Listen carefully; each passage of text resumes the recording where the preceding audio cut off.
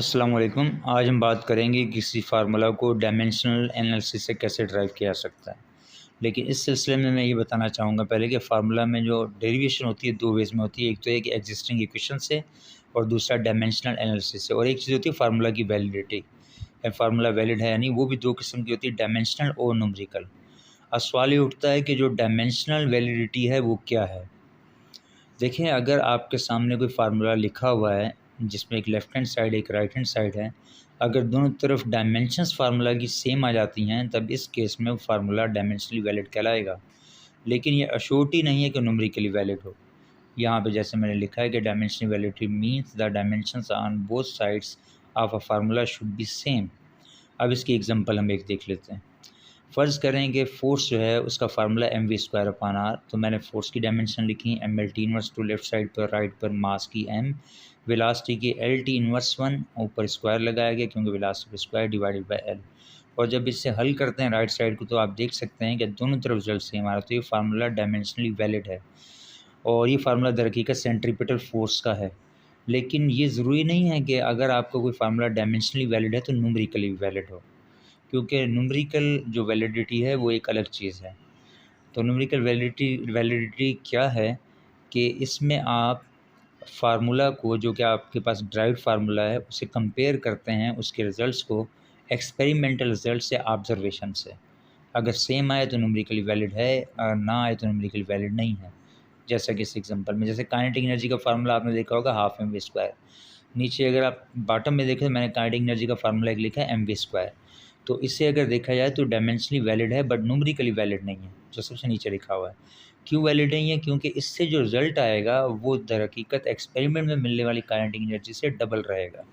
क्योंकि उसमें दरहकीकत let's say कि इस फार्मूला से अगर आप काइनेटिक एनर्जी निकालते हैं mv² से, वो आती है आपके पास 10, तो एक्सपेरिमेंट में आएगी 5। तो इस केस में न्यूमेरिकली वैलिड फार्मूला ऊपर वाला न्यूमेरिकली वैलिड भी है और डायमेंशनली वैलिड भी है। तो अब इसके बाद हम बात करते हैं कि फार्मूला को डायमेंशंस की मदद से ड्राइव कैसे किया जाएगा। तो उसी पर ये एग्जांपल है, तो वजह से सीखिएगा, बहुत आसान और सिंपल एग्जांपल है। तो शुरू करते हैं अब इसे। तो एग्जांपल ये है कि एक ऑब्जेक्ट है, an object is moving on a circular path of radius r at a uniform speed v, then what will be formula for its acceleration. यानी कि एक जिस्म घूम रहा है सर्कुलर पाथ पर, वेलोसिटी v है, रेडियस r है, तो उसका एक्सलेशन क्या होगा, जैसा कि इस डायग्राम में नीचे दिखाया जाएगा।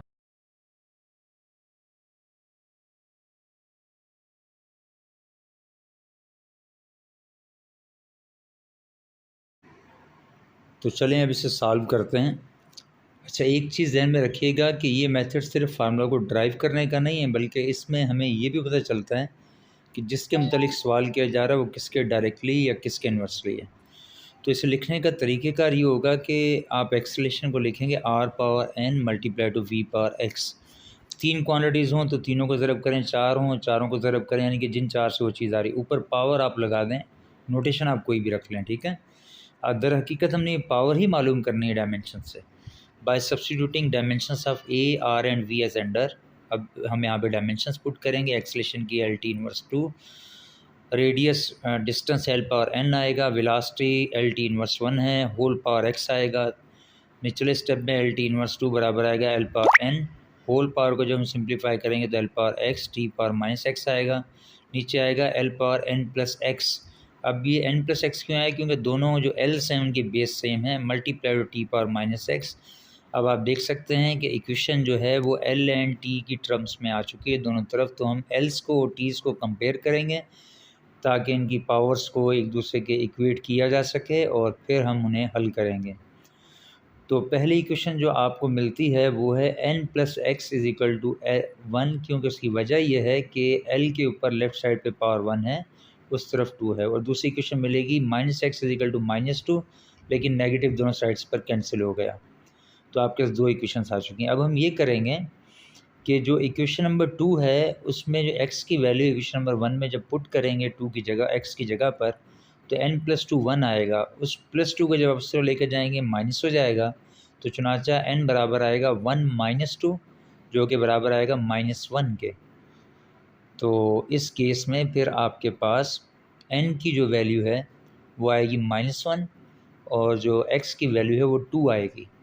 और माइनस से इंडिकेट कर रहा है कि जिस पर नेगेटिव पावर होगी वो नीचे जाएगा, तो उससे एक्सेलेरेशन इन्वर्स का ताल्लुक़ रखेगा, और जिसकी पावर प्लस की है उससे ये डायरेक्ट आएगा, वो ऊपर ही रहेगा। तो चुनाचा इस केस में उससे एक्सेलेरेशन डायरेक्ट का ताल्लुक़ रखेगा। तो फ्राम इक्वेशन नंबर 2 x = 2 को हमने सब्स्टिट्यूट किया इक्वेशन नंबर 1 में, तो हमें मिलता है n = -1 और x = 2। यहाँ पर थोड़ा सा टाइपो एरर आ गया था जिसकी वजह से ही मुझे इसमें करेक्शन करनी पड़ी। तो खैर अब करेक्शन हो चुकी है। तो अब एक्सेलेरेशन बराबर आएगा, r के ऊपर पावर n थी तो -1 आएगा, v पर पावर x थी तो वहाँ पर 2 आएगा, तो a बराबर आ गया r पावर -1 v²। तो अब ये रिलेशनशिप बन चुका है। ये न्यूमेरिकली वैलिड पता नहीं है या नहीं, हम नहीं बता सकते, लेकिन डायमेंशनली वैलिड ज़रूर है। अब इसे सिंप्लीफाई करते हैं तो v² आएगा, r पर नेगेटिव पावर है, पॉजिटिव बनाने के लिए नीचे लेकर जाएं तो r पर पावर आ जाएगी आपके पास 1। तो फार्मूला आ गया आपके पास एक्सेलेरेशन का v² / r। और अब अगर आप इस फार्मूला को देखते हैं कि a बराबर है v²/r, तो ये सेंट्रीपिटल एक्सेलेरेशन का फार्मूला है। और हमें मालूम है कि अगर कोई जिस्म दायरे में घूम रहा होता है तो वहाँ पर एक एक्सेलेरेशन हमेशा मौजूद रहता है जो कि सेंट्रीपिटल है। तो आप देख सकते हैं सेंट्रीपिटल एक्सेलेरेशन को ड्राइव करने के लिए हमने ज्योमेट्रिकल मेथड की मदद नहीं ली जो कि टेक्स्ट बुक में है, बल्कि हमने डायमेंशन से उसे ड्राइव कर लिया। लेकिन डायमेंशन से मामला यह है कि एक चीज़ में आप श्योर होंगे, एक में अनश्योर। श्योर किस चीज़ में होंगे कि डायमेंशनली करेक्ट है, न्यूमेरिकली का पता नहीं। हो सकता है साथ कोई कोफिशिएंट 2, 3, 4 वगैरह आ रहा हो, लेकिन हमें मालूम है कि इसमें नहीं है, तो बस ठीक है। अगर आ रहा होता तो फिर इस केस में हमें उसे चेक करना पड़ता। तो ये था आज का मेथड। आई होप सो आपको आज की बातें जो हैं समझ में आई होंगी, और इस तरीके से आप अपने तौर पे भी फार्मूलाज़ को ड्राइव कर सकते हैं। कोई भी रैंडमली लिखें, लेट्स से आप फोर्स का फार्मूला लिख लें, आपने ड्राइव करना है प्रेशर से, एरिया से, और लेट्स से आपने मास से। तो प्रेशर पे पावर A लगा दें, एरिया पे पावर B लगा दें, मास पे पावर C लगाएं, हल करें, आगे एक तरफ फोर्स को लिखें। तो इसी तरीके से आप इसे हल कर सकते हैं। ओके, अल्लाह हाफिज़।